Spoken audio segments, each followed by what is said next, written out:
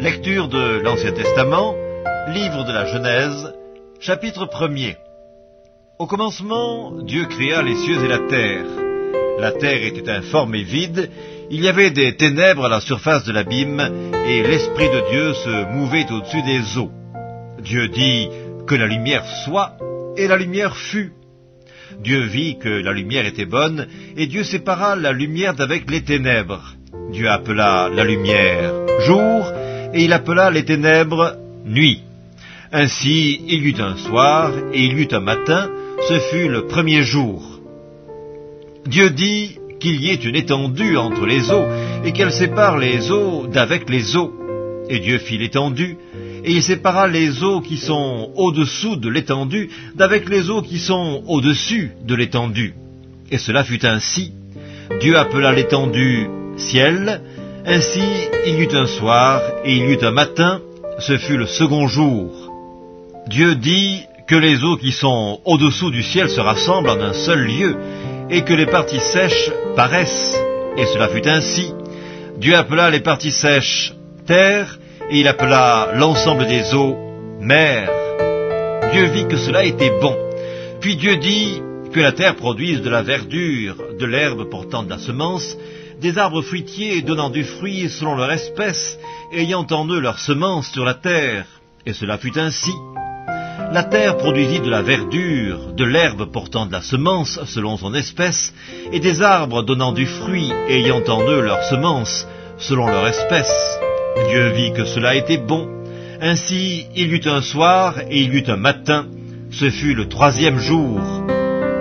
Dieu dit qu'il y ait des luminaires dans l'étendue du ciel pour séparer le jour d'avec la nuit, que ce soit des signes pour marquer les époques, les jours et les années, et qu'ils servent de luminaires dans l'étendue du ciel pour éclairer la terre.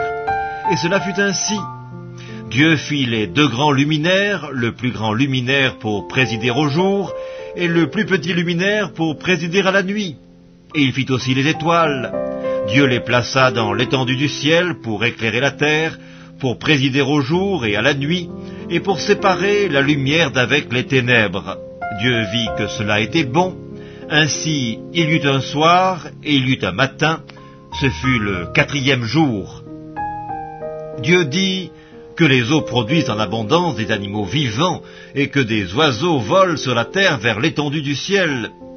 Dieu créa les grands poissons et tous les animaux vivants qui se meuvent, et que les eaux produisirent en abondance selon leur espèce. Il créa aussi tout oiseau ailé selon son espèce.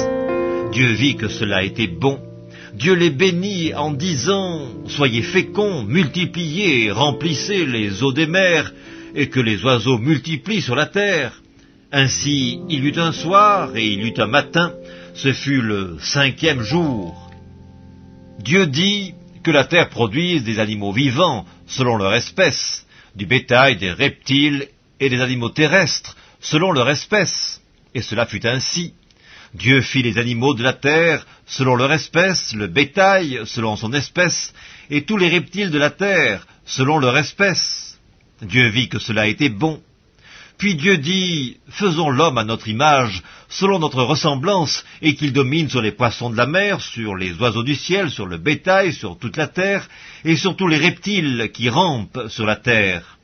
Dieu créa l'homme à son image, il le créa à l'image de Dieu, il créa l'homme et la femme.